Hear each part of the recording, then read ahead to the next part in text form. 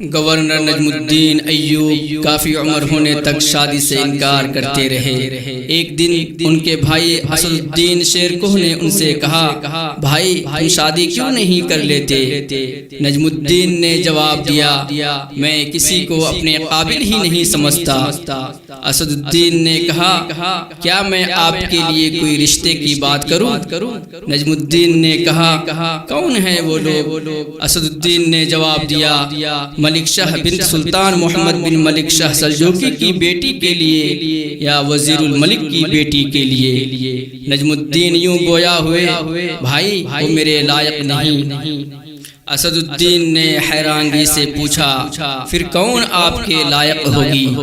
نجم الدین نے جواب دیا، مجھے ایک ایسی نیک بیوی چاہیے جو میرا ہاتھ پکڑ کر مجھے جنت میں لے جائے اور اس سے میرا ایک ایسا بیٹا پیدا ہو جس کی وہ بہترین تربیت کرے، جو شہسوار، بہادر اور جانباز ہو، اور پھر وہ مسلمانوں کا قبلہ اول یعنی مسجد اقصی کو دشمنان اسلام سے آزاد کرائے۔ اسد الدین کو نجم الدین کی بات پسند نہ آئی اور انہوں نے کہا، ایسی تمہیں کہاں ملے گی؟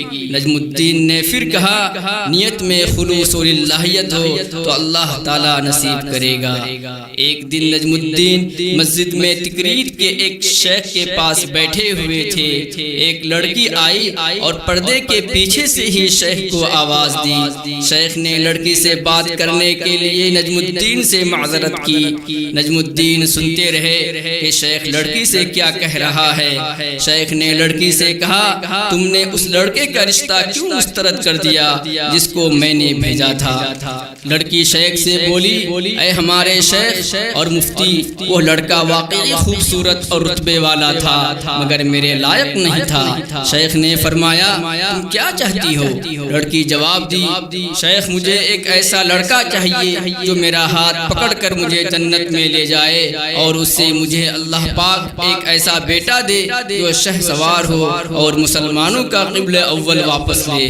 نجم الدین یہ سن کر حیران رہ گئے، کیونکہ وہ جو سوچتے تھے وہی یہ لڑکی بھی سوچتی تھی۔ نجم الدین جس نے حکمرانوں اور وزیروں کی بیٹیوں کے رشتے ٹھکرائے تھے، شیخ سے کہا، شیخ اس لڑکی سے میری شادی کروا دیں۔ شیخ نے فرمایا، اے نجم الدین تم یہ کیا کہہ رہے ہو؟ کیا تمہیں کچھ معلوم بھی ہے؟ یہ محلے کے سب سے غریب گھرانے کی لڑکی ہے۔